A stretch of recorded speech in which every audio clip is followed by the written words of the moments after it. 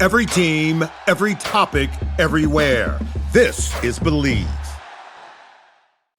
BetOnline is the world's most trusted betting platform and your number one source for everything football. BetOnline has every stat, every matchup, and even live odds and spreads to bet on during the games.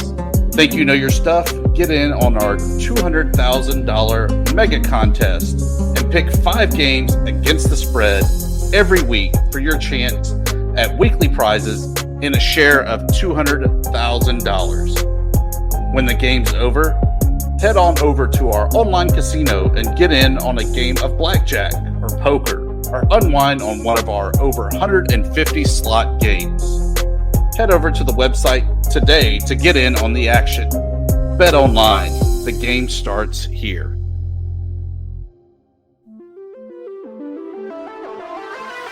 This is the Fun Belt Podcast, part of the Believe Network. Folks, the Dusty Thibodeaux of Warhawks Report, Jeremy Harper of Howlraiser, and Shane Mettlen of the Daily News Record. I think it's potentially a very good week for the Sun Belt. But I'm just kind of going off on a random rant. It's just frustrating. It's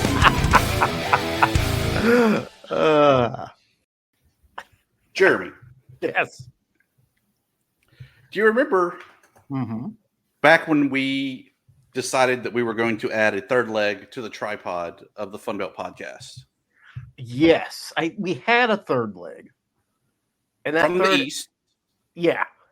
Had good insight, but wasn't always here. So it was just us for a while. That is correct. Yeah, okay. It was. And so we found a third leg that is very consistent, highly decorated, adds so much legitimacy to the show. Yes. Pulitzer Prize winning. Yes. And everything else. However, for some reason, Jeremy, yes, the third leg of the tripod has been MIA since Saturday night.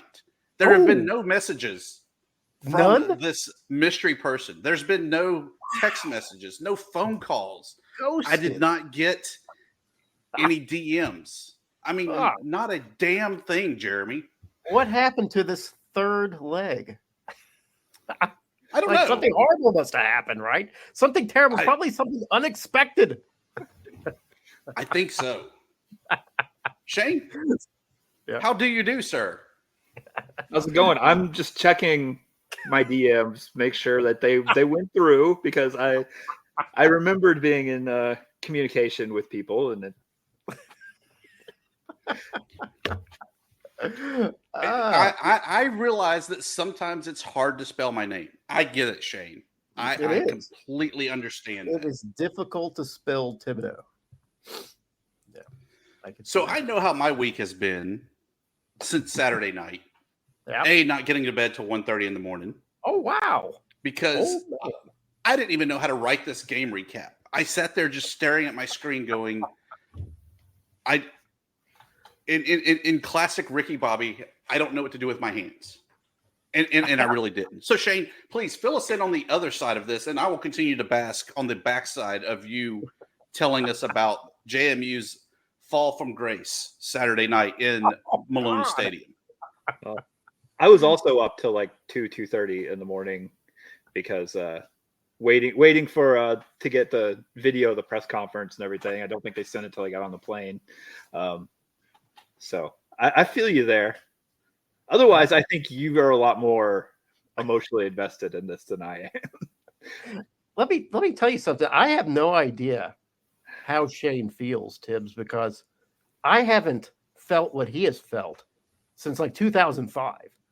It's been that long since the Warhawks defeated my preferred team in the Sun Belt. So, man, Shane, tell me, what is it like to have the Warhawks beat you? I mean, the Warhawks, oh my God. They're supposed to win only 2. I'm drinking. You guys are acting like I'm even drinking the tears of JMU.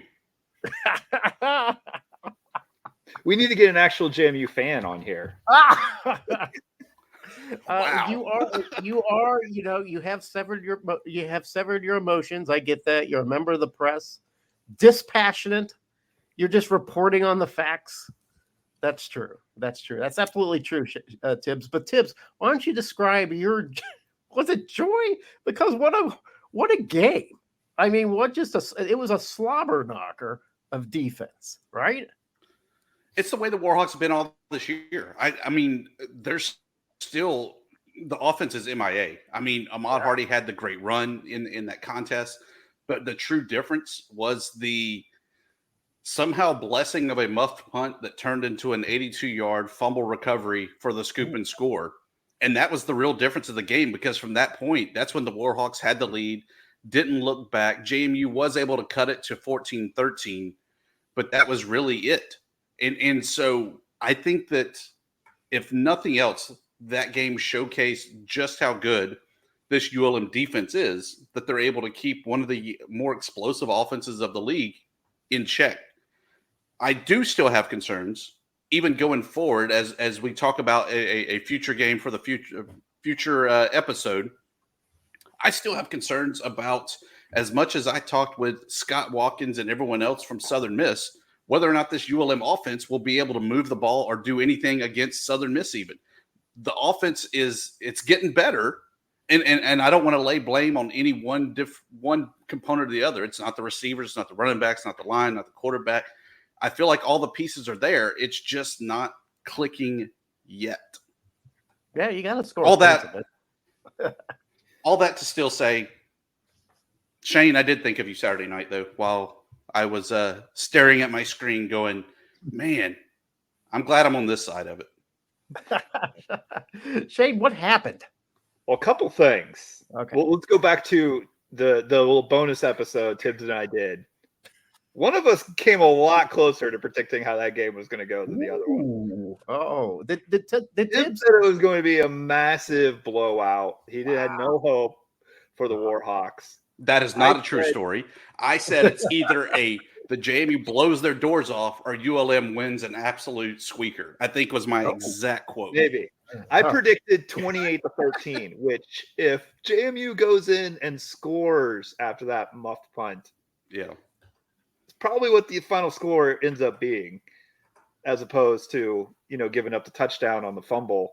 So let's just say we were both pretty close to predicting how that one was going to go. Because now it looked like it was going to be a kind of a blowout. It was like 10-0 before I even blinked. I was in Jones, without a doubt, Arkansas State. It looked like, all right, here's James Massing doing what they do, which is score a lot of points, and then also no points were being scored. Shane, did that defense, like Tibbs talks about the defense a lot? I watched that defense a little bit. I can't quite put my finger on why it's so good. What did you see out of that defense? Defensive line is really good, and they talked about it on the broadcast. It's like, in some ways, it's like a JUCO all-star team, and that's one way to kind of turn that roster over so fast. And you can get those guys at JUCOs and bring them in. They can play right away. They're already big and strong. They've been in college weight rooms for a while, and they threw JMU's offense off, not only because JMU didn't do a very good job blocking them, but they blitzed heavily. JMU was jumping in false starts all night long. And I don't know if that was like being confused, if it was like seeing those blitzes coming and flinching or what it was, but that was a major problem. And JMU's offense, when they were really clicking 2 weeks in a row, they were running tempo. They were not giving the other defense really any chance to set up. They weren't giving them a chance to like call those blitzes and things like that. And they couldn't do that against ULM. And I think you got to give their defensive line a lot of credit for that.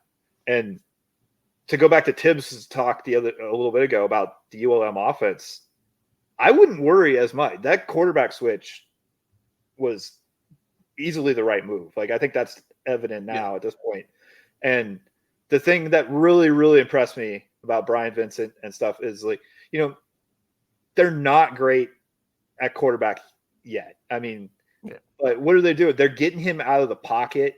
Like, they're moving the pocket around. Like, he never just dropped back and passed it. Like, they play to his strengths so well to get enough out of the passing game to make up for it. I mean, it's really reminding me of those Troy teams that have won the conference the last 2 years. Like, really starting to remind me of that kind of style and maybe the ability to do the same thing. Well, Shane, what is the move? Oh, go ahead. I'm sorry. Oh, no, I had a great follow-up there on something Shane said. You mentioned that it's really kind of the JUCO all-star, and I think that was really their emphasis, was they wanted the guys that, for the most part, when you get a JUCO guy, you're going to have him the 2 years, maybe 3 years, if it's the funky math and all that. Do you feel that that's the key that's really made this ULM team gel together, is they're kind of the older, mature guys, and they have the thirst to play, as opposed to getting all these D1 transfers like most people are getting out of the portal that are really just kind of looking for that paycheck, so to say, of the NIL. They're looking for whatever it is that makes them happy, as opposed to these junior college guys coming in and, hey, we got to prove ourselves. We got to get better. And we. Yeah. I went to junior college. I know what these guys are like, and they generally fall into like two categories. They're either screw ups, and that's why they're there, or they're really hungry because they didn't get an opportunity, or maybe they had to fix the grades or something, but they really want to get back to where they think they ought to be. And yeah, I mean, those guys, if you recruit the right guys out of JUCO, you can find some really good players. And it's kind of an untapped market right now because everybody's looking to the D1 and the FCS and the even Division II transfer portal. And there's a lot of those guys out there. I mean, especially in Mississippi and Kansas and Texas, all these places where ULM can recruit. What's funny too, it's almost an old-fashioned way of fast-tracking a team, because you're right. We've come to the point where we can fix a team with the transfer portal. And Tibbs, you kind of hit on it. A lot of times the guys that you're getting out of the transfer portals are the malcontents. The guys that, something didn't quite work out in their last place, whether it was NIL money, whether it was playing time, whether, they ran afoul with the coaching staff. Now they're moving on. These JUCO guys are kind of what Shane said, hungry guys. They've been in that college weight room for a couple of years. They know how to play the game of football. They're just waiting for that chance. And Brian Vincent seems to have struck gold in that. I also just want to point out, Shane, that we know you were just the hungry guy in JUCO. You were not the screw up. I was like, they're really going to pay for my school to run cross country guy. So, all right, let me ask you guys this. I'm going to ask both of you guys this question.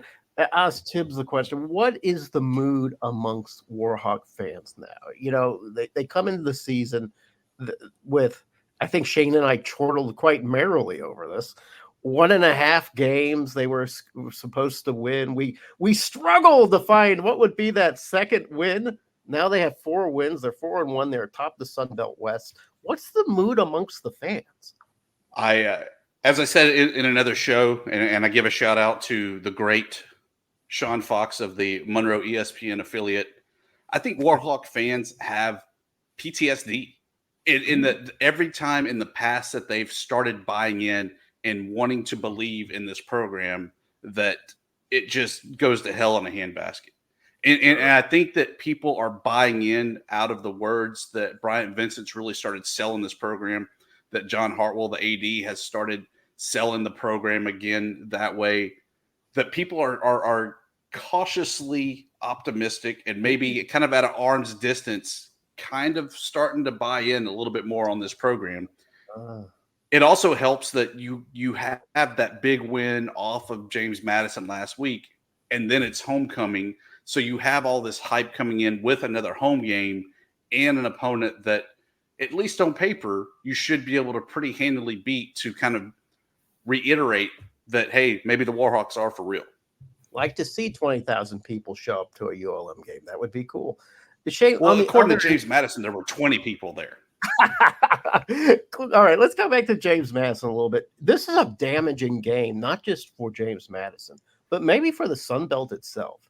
James Madison kind of was in that position, always in that graphic, who from the G5 can make it into the college football playoffs. You got that Duke symbol up there. They always had the high FPI. They come into Monroe probably expecting a win, rightfully so, because the Warhawks are going to Warhawks. It doesn't happen. What is the mood amongst the fans right now? It was not good on Saturday. It was a lot of, everything's out the window type of thing, which it's all kind of wait and see. my point at that point was, you know, I don't think any one-loss team in the country, you know, maybe with the exception of Oregon State and Washington State, because I don't know if they have a path not playing in a conference, but like, is any one-loss team in the country really out of it at this point if you're talking college playoff? Because, you know, they all have a chance to win their conference, and if you do that, you're in the conversation, right? I mean, eventually one or two of these G5 leagues are going to separate themselves probably, but I mean, I don't think anybody's really out of it at this point. So is Bob Chesney then on a curb stomping mission where he has to kind of get out there and just destroy every opponent out there to say, hey, what happened was not JMU football. This is the JMU football right here. I mean, I think it'll be really interesting to see what kind of execution they bring on Thursday against Coastal, because, you know, I mean, I think that was a big part of it is they didn't execute very well. They committed a lot more penalties than they usually do. Just losing, as I said, you know, they were losing one-on-one matchups where if like one guy holds his block a little longer or one guy sheds a block, you know, they're making the play and they're just not, we're getting 10 out of 11 sometimes. And that was a problem. And, you know, I think it's less about like them coming out fired up or even like physically dominant against Coastal and the rest of the opponents as it is like, let's see if they like just really execute on Thursday and took it as a lesson. Well, did you see like maybe there was a weakness exposed to JMU? I still feel like the offensive line's been inconsistent. They dominate for a couple weeks and then, you know, just didn't look very good on Saturday. And I was tempo or because of the physicality, you thought? Maybe both, but I think they overcome maybe being a little less physically dominant up front by playing the tempo they want to play. And you can't do that if you're getting penalties. That's true. That's absolutely true. Well, hey, Tibbs, were there any other games in the Sun Belt last week? Nope. Only one. Good. Thank you and good night. What a great show. And now it's time for promos, punts, practical jokes. No. There was exactly. No. Yeah, there were definitely other games. It was good to see Texas State come out and rebound on the Thursday night, getting the big win against Troy, 38-17. Jordan McLeod doing Jordan McLeod things. Since Darren Granger's here, I guess we can now move that saying over to Jordan McLeod, right? Yeah, I think we can do that. Yeah. All right. Guys, is Troy done for, or is this the expected outcome that we had for Troy?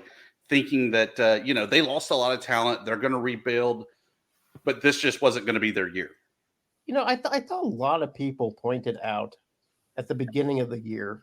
I think they even got a first place vote or two within the coaches poll or whatever in the Sun Belt thing, that they'd be in first place or whatever. And it was a lot to do with how well they did last year and sort of the expectation of Troy to never sort of lose momentum, just to continue to reload. And it seemed like a lot of those people who were saying that did not look and see just what kind of players had left Troy. And I think maybe some of the confidence that we saw in Jared Parker when he sat down with us at Sunbelt Media Days. I mean, he seemed like he was ready to just take what he had and dominate. He just seemed to be oozing with confidence. So I think there was some expectation that Troy was going to be better than what they were. I think maybe Parker and the team could have done a better job of maybe softening this death blow a little bit, because there's still a lot of big talk, I thought, coming out of Troy at the beginning of the year. But let's face it, they just lost too many good players. I think that in a lot of ways, Tibbs, Troy is what ULM was supposed to be. They might have trouble winning 2 games this year. Yeah, I watched Saturday early in the day because it happened to be on ESPN Plus. A good chunk of the Tulane UAB game, which was interesting on a couple levels for us, is one, how badly did UAB screw up not hiring Brian Vincent, and two, you see John Summerall's Tulane team playing pretty well, and they pointed out something in that broadcast is the past 3 years John Summerall has started 1-2 and then not lost since then. Oh, I think like for Troy, maybe there was even like a little bit of that feeling like, oh, it's just going to happen again. Like we'll start 1-2 and then we'll get it together and we'll go. And they're just not there right now. And we joked last week too about Bob Chesney and Brian Vincent. They're making it tough on the other first year coaches. yeah. And there's a little bit of truth to it too. I mean, it's not easy to do what those two programs have done as far as turning over the roster like they are. So I don't think it's panic time for Troy yet. It's not going to be a pretty season, but I think, you got to give them some time to get it back together. But on the other hand, Bobcats with a win, they did, like Tibbs said, they bounced back, after that horrendous choke with the Bearcats. There was a good chance that maybe you would see some of that spirit just sucked out of the Bobcats. But they get back in the win column, and all is right in the world for the Bobcats. Yeah, another big game that was a little bit of a surprise. Marshall beating up on App State. I know that App State, and I don't want to pick on App State at all because, I mean, that whole area is going through a rough spell right now. The fact that they were son of a bitch. All right, just kind of just take it easy. Good God. It's a tragedy. I mean, the fact that they were able to make it there, the fact that they were able to even get the game in and play, they were competitive in it. But with just everything going on, Marshall rolls to the 52-37. How about, though, Braylon Braxton starting at quarterback for the Thundering Herd, 129 yards passing, 3 touchdowns, but then he ran for 140 with 2 touchdowns on his legs. Yeah. Stone Earl was a healthy scratch for that game. Coach Huff was like, yeah, there's nothing wrong with Earl. We're just going to go with Braxton here. And wow, what a shot in the arm that offense had with that. And then I'm seeing that I could be wrong about this, but I'm hearing that one of the wide receivers for Marshall is hurt, and that Braxton might be moved to wide receiver this game. So I guess this guy is like the most versatile player in all of college football, with the exception of the guy from Colorado. Did you get that from like one of Luke's quote or tweets? Maybe, because I read it wrong the first time too. Okay, so I read that wrong. I read it as like him talking about moving, like Braxton saying he would move to slot, but he was actually saying that somebody else would move to slot. Yeah, I read it wrong too. I originally was like, "What? He's gonna not play quarterback this week?" But no, I think. You think he's going to be back at quarterback? Okay. One of us should message Luke and find out for sure. But all right, we need an emergency message to Luke to clear this up because we don't want to be spreading misinformation. But Tibbs, no, I read it the same way the first time through. I was like, "What? Like, why would he play in the slot?" But no, I think he was talking about another receiver. All right, I could be wrong about that. So Tibbs, is Appalachian State? Is this a matter of what's going on outside the gridiron that's affected them? They didn't look good even before Hurricane Helene. So I don't know. But I think the lack of practice and just the emotional toll it's taking, I think is really the big difference. I still think that this team is good. I think they're talented. I think they can compete. I just don't know if they have it mentally in the cards to really be able to go out there and lay it down between the lines, which I hate because, I mean, this is Joey Aguilar's final year, Caden Robinson's final year. Who knows? Maybe it's Sean Clark's final year and he's off to the P4 somewhere. But I hate to see it out of Mountain State. Jeez Louise. ULM beat JMU. I can say whatever the hell I want to say. Just call them the Mountain State. The Mountain State. Blue Mountain State. They're going to have a great season this year. They play Mountain State. Yeah, exactly. But no, I just hate to see App State really on that struggle bus, knowing that is really kind of the face of the conference. You know, they had a lot of hype coming in this year, and I really thought that they were going to be in contention for the East, unlike what we saw in previous seasons. So it kind of hurts to see one of our favorites there struggling. The two teams that are sitting at the bottom of their respective divisions, Appalachian State and Troy, played for the conference championship last year. That's pretty crazy. That is pretty crazy to look at. But Shane, does that mean that Huff and the Thundering Herd are legit contenders in the East? We'll see. I just think like it's still a mystery to me, like what App State was even able to do this past week. I know they got there and they got to play the game, but Sean Clark's also talking about how they were volunteering. They were out, handing out water, and some of the guys were trying to find apartments and things like that. So wow, it's curious to me, like just how much they even were able to actually prepare for this game, and they got it played. And and give Marshall a lot of credit. I did not think they were going to score 52 points. I thought they might win because of those reasons that we just don't know what App State was able to do the past week or 2 weeks even.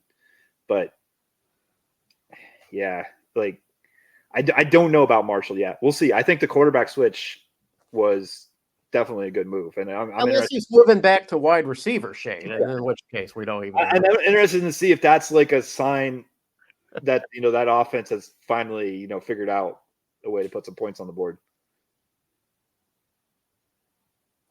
It got weird in Old Dominion country.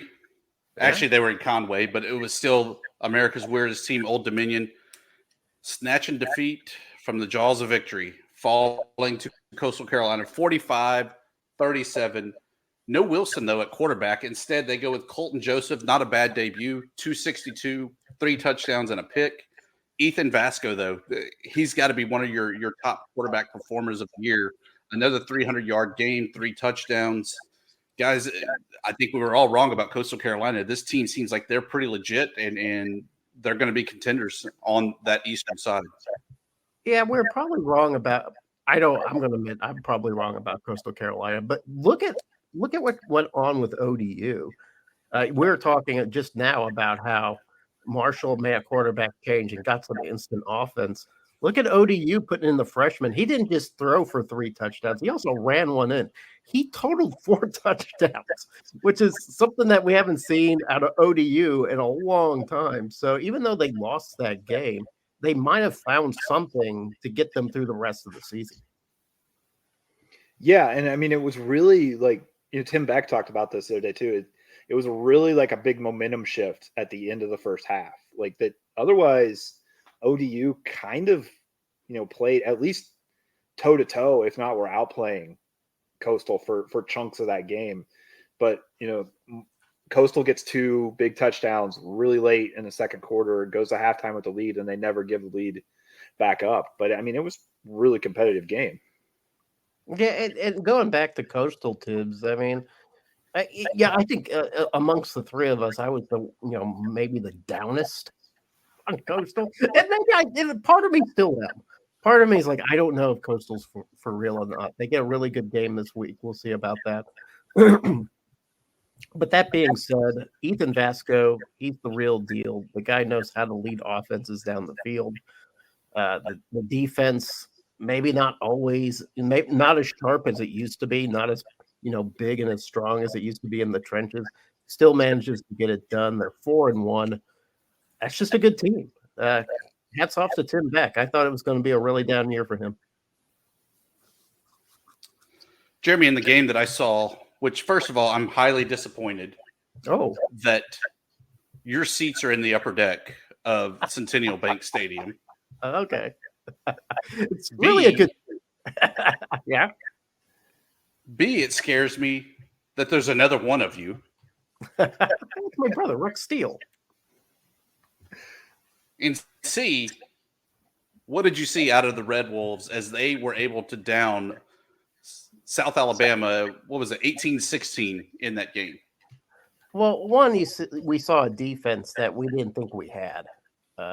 Quite frankly, that game was won thanks to the linebackers and the secondary. That really sort of put a chokehold on who's the great quarterback for South Alabama? Gio Lopez. Yeah, thank you, God. Suddenly had a brain for Gio Lopez. I don't know. He looked like he might have been suffering from a little bit of that turf toe injury. Didn't do as much running as he normally does. But Arkansas State defense was able to bottle it up. So that was really impressive to watch, to see that defense play. And second, this is the second win, and really the third win that they've had where they've had to come back from behind. But the second win where they had to do a 2-minute offense to get into scoring position and win. And that tells me that the Red Wolves, if they're in the fourth quarter, if they're in it, they don't panic. It's kind of, I was kind of making fun of the Bobcats because they've had opportunities to win in the fourth quarter and they fall apart. It's like they kind of lose that they forget how to win in the fourth quarter. Arkansas State kind of remembers how to win in the fourth quarter. Jalen Rayner seems to get his mojo going when the stakes are at the highest and the time is at a premium. So, really impressed with the Arkansas State Red Wolves shutting down a team that put up 87 points a couple weeks ago, put up 48 points on Appalachian State and Boone. So, feeling pretty good about Arkansas State. I'm impressed that they kept Fluff Bloffwell under control.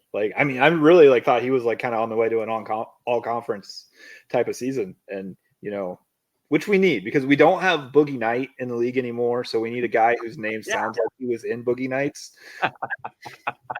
His name sounds like he was in Boogie Nights. How long have you been sitting on that, Shane? I just put it all together just now. That was gold, man. I've been thinking there needs to be a joke made about his name at some point, but I just put it all together right now. Oh man, that was perfect. That was a perfect joke. Yeah, and he looked good at times. He would burst through the hole and create some damage. He was catching balls out of the backfield. The kid is going to be a talent in the Sun Belt, provided he stays in the Sun Belt. We know how things work out. But South Alabama still looked fast, still had size. I think that the team is pretty good. It just Arkansas State playing at home just had their number, had the advantage. It was a good win for Butch Jones and his group. And like 4 other teams in the Sun Belt West, 1-0 or are undefeated in the conference. So it's pretty tight up there, Tibbs. It is, and another team that is undefeated in Sun Belt Conference play, Louisiana Lafayette gets their first win in 13 years in Hattiesburg against Southern Miss. Wow. Southern Miss held to 177 yards of total offense. They had 8 total first downs in the game to the Raging Cajuns 22. Oh my God. The scoreboard doesn't necessarily show that it was a whooping because it was just a 23-13 game. But that's a whooping when you start looking down at the stat line like that. Yeah, it sounds like one of those classic 2014, 2015 Cajun wins where they just hold on to the ball forever and make you cry because you never get the ball back. Yeah, I feel like Ben Wolders is kind of a feel-good story that we're not talking much about right now. He's back starting. He's putting up good numbers. They're winning. This is a guy who we wrote him off a year ago, right? That, he was kind of done and he's there. He's got the job back. Congrats to him. And Southern Miss needs somebody like that because as we said, they still cannot figure out what they're doing at quarterback. They got that Tate Roadmaker, and they were some thought that him being the alum from Florida State, we found out Florida State wasn't a very good place to come from, I guess, just isn't doing the job. And I think we had discussed it last week that Will Hall's a bit of a quarterback whisperer, but he's not whispering anything into these quarterbacks. Something's got to give, Tim. What is happening? And you must be licking your chop knowing that the Warhawks get to receive them on homecoming. We'll have to talk about that in our next episode, Jeremy, but I will say this. Tate Rodmaker sacked 5 times.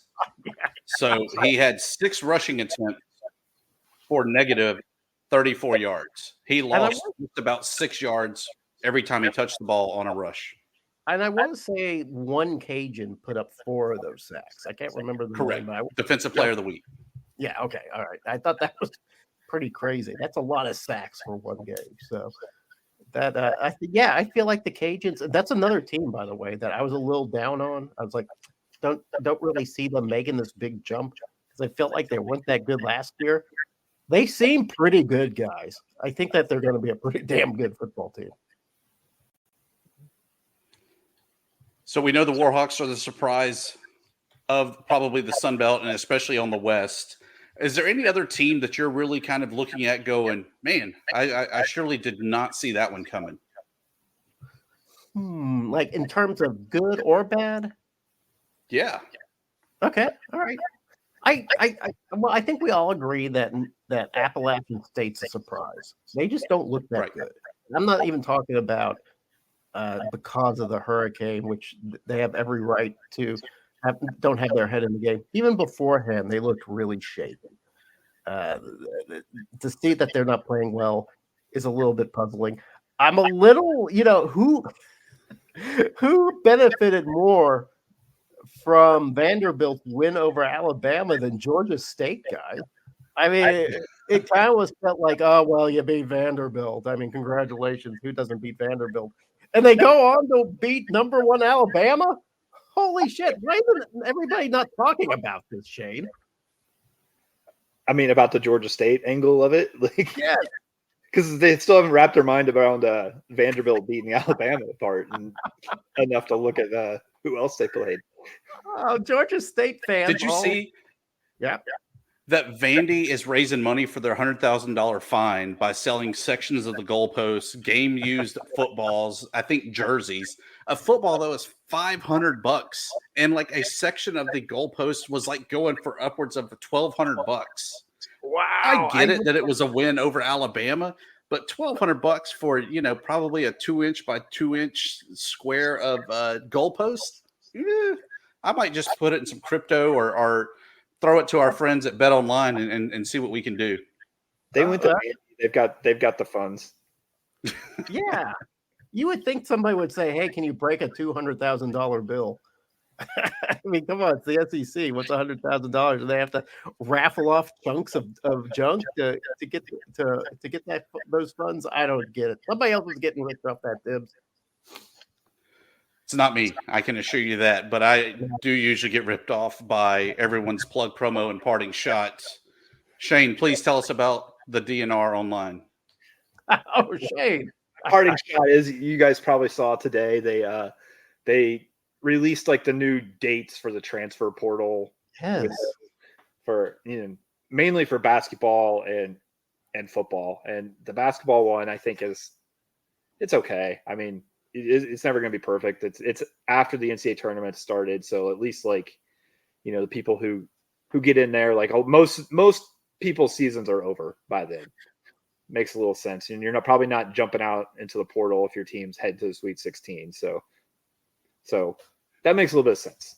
On the football side of things, though, they're opening it up for a couple weeks in December again, and then a week in the spring. And I don't get why college football continues to have their off season and their postseason be at the exact same time.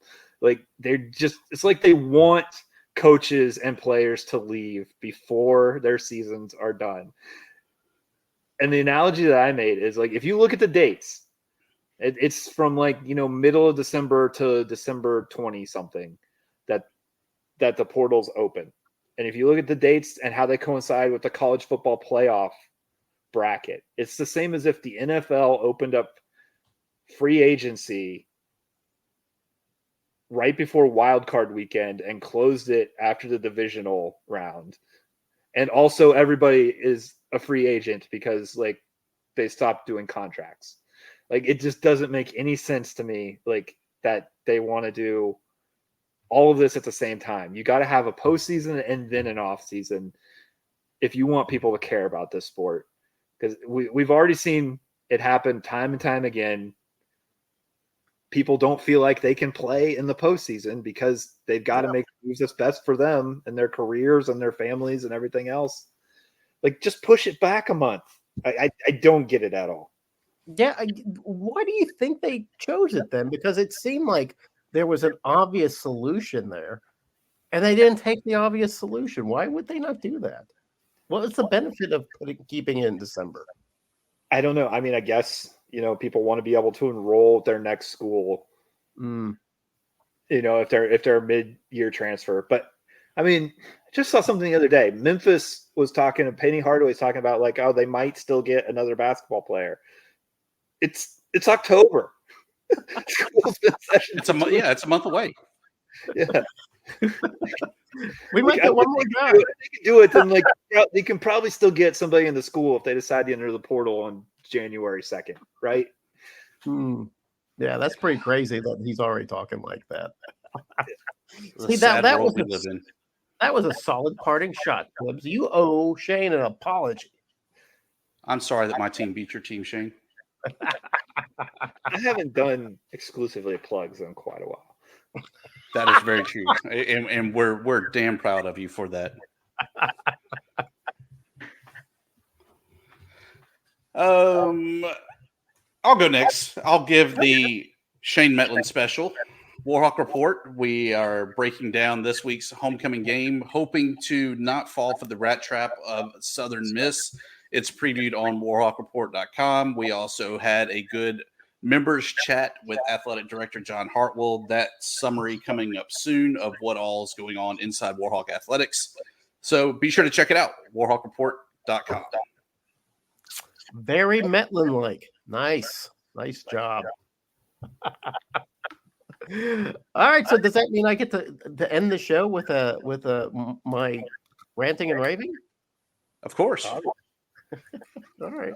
I want to talk a little bit about something that I don't think it just came out, but it got some buzz today. And it's something called, was it Project Rudy? Have you seen this? Rudy. Yeah. I left this one for you when I decided to rant about something else. Yeah, thank you very much. And I'm looking at this thing, and it shouldn't be called Project Rudy, which, if you know the story of Rudy, it's about this undersized underdog that, through grit and determination ends up getting one play in the big time. And that makes it, but this Project Rudy is anything but that. What Project Rudy is, it's run by a couple venture capitalists and some ex Disney executives, right? And they've got a plan for what they said will save college football. And that is to take the 70 richest teams, put them in sort of geographically sensible divisions, and make it to where they would never have to play the Group of Five or FCS programs ever again. That was the solution. And they're so proud of themselves, this little collection of wealthy investors and Disney executives. They're patting themselves on the back, talking about how they're going to save college football, these 70 programs that don't need saving. These guys have plenty of cash. There's nobody needing to save these guys. If they're in any kind of trouble, it's because of them, not anybody else. It's their fault that we're in this fix. But here are these rich guys wearing their banker vests, coming down out of their private planes, pledging to give $9 billion to this league. You got the AD of Miami saying, yeah, wow, it's a great idea. We should do it. Of course he should do it. It's a money grab. That's what the Power Four is for, right? Grabbing cash. And if there's one thing you should be really worried about when you read this story from Yahoo Sports, a guy named Ross Dillinger writes it. I don't know anything about Ross Dillinger. I'm sure he's a great writer. You know how many times the Group of Five is even mentioned in this article, Shane? If I'm remembering right, it's just the once. Twice. 2 times it's mentioned. Once when they say, oh, you'll never have to play the Group of Five again. And the second time they say, well, we might include a Group of Five and a 12-team playoff, but only because there might be some pushback from some small state legislatures who are like, we're not going to approve this bullshit at all. So that's the only 2 times. that the group of five is mentioned in an article in an effort to say we're going to save college football. I'm calling bullshit on that. Everybody should call bullshit on that. It sucks. It's despicable. The rich are getting richer. We shouldn't let it stand. Well, you know what? You complained about it being called Project Rudy, but the movie was bullshit. And Rudy was a con artist. I hated Rudy. He was a con artist? He got some like financial issues with his stuff later on. You know what? I'm going to give you one better. I've never watched Rudy. And now you've ruined it for us all. If you're a facilities manager at a university, you know students rely on the cafeteria for breakfast, lunch, dinner, and the occasional late-night snack. So when a dishwasher breaks down and dirty plates pile up, the mess hall can turn messy in the blink of an eye.